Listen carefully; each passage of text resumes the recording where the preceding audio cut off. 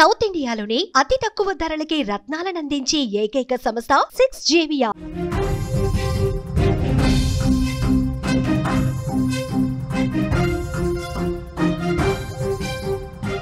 కర్నూలులో గజ దొంగలు బీభత్సం సృష్టించారు.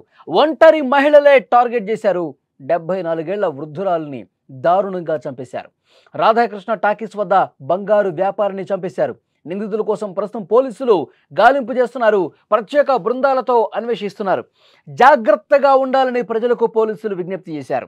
బ్రేకింగ్ న్యూస్ మనం చూస్తున్నాం. కర్నూలు జిల్లాలో వరుసగా జరుగుతున్నటువంటి ఈ దారుణ హత్యలు, దొంగతనాలతో ప్రజలు తీవ్ర భయాందోళనకు గురవుతున్నారు.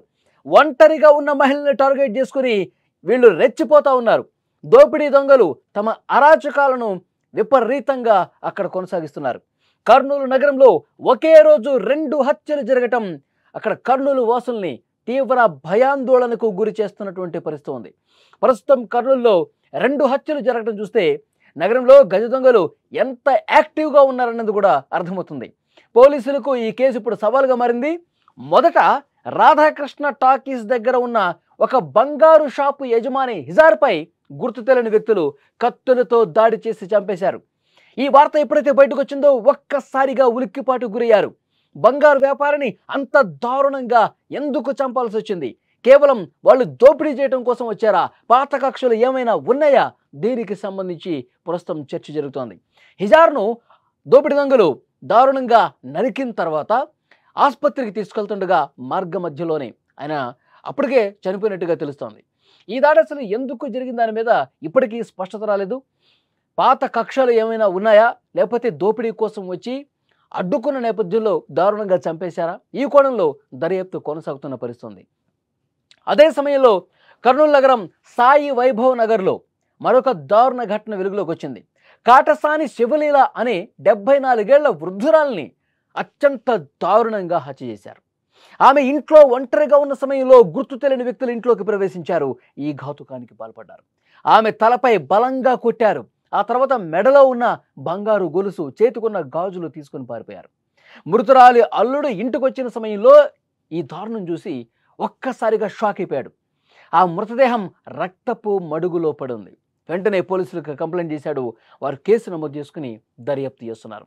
ఇక్కడ ఈ 2 కేసుల్లో కూడా ఒకతను బంగారు వ్యాపారి, ఈమె మెడలో నుంచి ఇంకొక దుండగులు బంగారాన్ని చోరీ చేసినటువంటి పరిస్థితి ఉంది. అంటే బంగారమే టార్గెట్గా వీళ్ళు రెచ్చిపోతున్నారా? ఈ కోణంలో కూడా దర్యాప్తు చేస్తూ ఉన్నారు. ఈ 2 సంఘటనల్ని పోలీసులు చాలా సీరియస్గా తీసుకున్నారు. విచారణ వేగవంతంగా చేశారు. ఎస్పీ విక్రాంత్ పాటిల్ స్వయంగా ఘటనా స్థలాన్ని పరిశీలిస్తున్నారు. విజువల్స్లో కూడా మీరు చూస్తున్నారు. ఘటనా స్థలాన్ని పరిశీలించి క్లూస్ టీమ్, డాగ్ స్క్వాడ్తో కలిసి ఆధారాలు సేకరించారు. బాధిత కుటుంబ సభ్యులను ఓదార్చారు. స్థానిక ఎమ్మెల్యే గౌరి చరితారెడ్డి, మాజీ ఎమ్మెల్యే కాడసాని రాంభూపాల్ రెడ్డి బాధిత కుటుంబాలను పరామర్శించారు. త్వరలోనే నిందితులను పట్టుకుని వాళ్ళని కఠినంగా శిక్షిస్తామని హామీ ఇచ్చారు. అయితే నగరంలో శాంతి భద్రతలు మెరుగుపరచడానికి అవసరమైన అన్ని చర్యలు కూడా తీసుకుంటామని పోలీసులు చెప్తున్నారు. ఈ వరుస ఘటనలతో కర్నూలు నగర ప్రజలు భయాందోళనలో ఉన్నారు.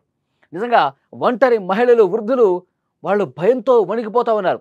ఏ రాత్రి ఏం జరుగుతుందో ఒంటరిగా ఉండొద్దు అని చెప్పి పోలీసులు సూచన చేస్తున్న పరిస్థితి. మీ దగ్గరలో ఉన్నటువంటి బంధువుల ఇంటికో లేదంటే కుటుంబ సభ్యులు ఎవరైనా ఉంటే అక్కడ నుండి, లేదంటే తోడుగా ఎవరినైనా పెట్టుకోండి. అంతే తప్ప ఒంటరిగా ఉన్న మహిళల్ని ఈ విధంగా టార్గెట్ చేస్తున్న నేపథ్యంలో చాలా జాగ్రత్తగా ఉండాలంటూ ప్రజలకి అవగాహన కూడా కల్పిస్తున్న పరిస్థితి. పోలీసులు ఈ 2 కేసులని సీరియస్గా తీసుకున్నారు. ఇన్వెస్టిగేట్ చేస్తూ ఉన్నారు. గత కొన్ని రోజులుగా ఉన్నటువంటి ఆ పాత రౌడీ షీటర్స్ ఎవరైతే ఉన్నారో వాళ్ళ ట్రాక్ రికార్డును ఒకసారి వెలికి తీస్తూ ఉన్నారు. దోపిడీ దొంగలు, అంతర్రాష్ట్ర దొంగల ముఠా ఏమైనా వచ్చిందా? ఈ కోణంలో కూడా దర్యాప్తు చేస్తున్నారు. అక్కడ దగ్గరలో ఉన్నటువంటి సీసీ ఫుటేజీలు పరిశీలిస్తూ ఉన్నారు. ఎవరు ఆ ప్రాంతంలో అనుమానంగా కనిపించారు, ఎవరు చొరబడ్డారు, అక్కడ ఎప్పుడైతే ఈ ఘటనలు జరిగాయో దానికి సమీపంలో ఉన్నటువంటి సీసీ ఫుటేజీలు, సీసీ కెమెరాలకు సంబంధించిన సమాచారాన్ని తెప్పించుకుంటున్నారు. లోతుగా విశ్లేషిస్తున్న పరిస్థితి.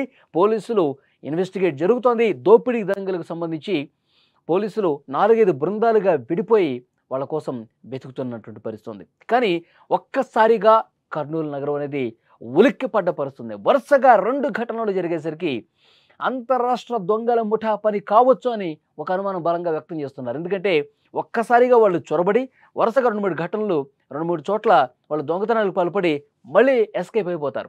అది కేవలం అంతరాష్ట్ర దొంగల ముఠ. వాళ్ళు బీహార్ నుంచి వచ్చారా, ఇంకో స్టేట్ నుంచి వచ్చారా, ఎక్కడి నుంచి వచ్చారా, ఇవన్నీ కూడా వెలికి తీయాల్సినటువంటి అవసరం ఉంది. కానీ పోలీసులు ప్రజలకి ప్రస్తుతం అవగాహన కల్పిస్తూ ఉన్నారు. అందరూ కూడా చాలా జాగ్రత్తగా ఉండాల్సిన పరిస్థితుంది.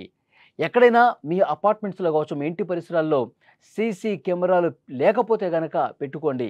సీసీ కెమెరాలు ఉంటే చాలా ఈజీగా వాళ్ళని మనం ఫైండ్ అవుట్ చేసే అవకాశం ఉంటుందంటూ అవగాహన కల్పిస్తున్నారు. ఒంటరిగా ఉన్న మహిళలు ఎవరు కూడా ఒంటరిగా ఉండొద్దని కూడా హెచ్చరిక పంపించినటువంటి పరిస్థితి ఉంది. సో పోలీసులు అక్కడ మొత్తం కూడా పరిశీలిస్తూ ఉన్నారు. ఎక్కడైతే 2 ఘటనలు జరిగాయో, ఒక బంగారు వ్యాపారి హిజార్ని చాలా దారుణంగా చంపేసిన పరిస్థితుంది.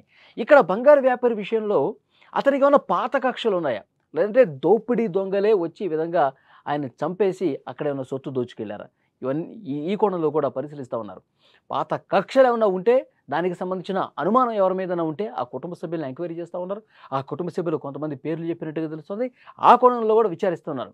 ఏదైనా కావచ్చు, దోపిడీ దొంగలన్నా కావచ్చు, లేదంటే ఆ కుటుంబం మీద కక్ష కట్టిన వాళ్ళు, ప్రతీకారంతో పగతో ఉన్న వాళ్ళు ఎవరైనా ఉన్నారా, ఆ లిస్ట్ను కూడా ఫైండ్ అవుట్ చేస్తూ ఉన్నారు. ఆ కోణంలో దర్యాప్తు చేస్తున్నటువంటి పరిస్థితి ఉంది. ఇక్కడ ఈ మహిళకు సంబంధించి ఎవరైతే ఆ వృద్ధురాలని చంపినటువంటి కేసులో వారి కుటుంబ సభ్యులు ఏం మాట్లాడారో ఒక్కసారి విందాం. ఇంట్లో ఇంకెవరు లేరు, అమ్మ ఒక్కతే ఉన్నది. తర్వాత నాకు 1:30కి మా ఆయన కాల్ చేశారు. 1:30 అరౌండ్ 2కి కాల్ చేశారు. నాకు సరిగా గుర్తులేదు. మీ అమ్మ ఇట్లా వంటింట్లో పడిపోయింది, ఎవరో కొట్టారు, రక్తం అడుగులో పడి ఉంది అనేసి చెప్పినారు. అప్పుడు వెంటనే నేను బయలుదేరి వచ్చి చూశాను. అంతే, అప్పటికే పోలీసులు వచ్చిన్నారు. అంతే, ఇంకా జరిగింది ఇంకేమీ లేదు. మెడలో గొలుసు లేదు, గాజులు లేవు, ఇక అంతే. ఇంట్లో వస్తువులు బెడ్రూమ్లో ఏదో చెక్ చేసినట్టున్నారు, కానీ ఎక్కువ ఏం చెక్ చేయలేదు, ఇంకేం పోలేదు. అంతేనండి జరిగింది. ఒక ఆమె మానేసిందండి, 2 days అయింది. ఆమె నాకు 12:21కి కాల్ చేసింది. కాల్ చేసి వచ్చిందా పాత అనేసి అడిగింది. వచ్చిందమ్మా, నేను రావాలా అంటే, రాలేదు, నువ్వేమన్నా వస్తావా అని అడిగినాను. అంటే మీరు రమ్మంటే వస్తాను అన్నది. అంటే అమ్మని అడిగి చెప్తానులే, సాయంత్రం ఫోన్ చెయ్యి అని చెప్పానండి.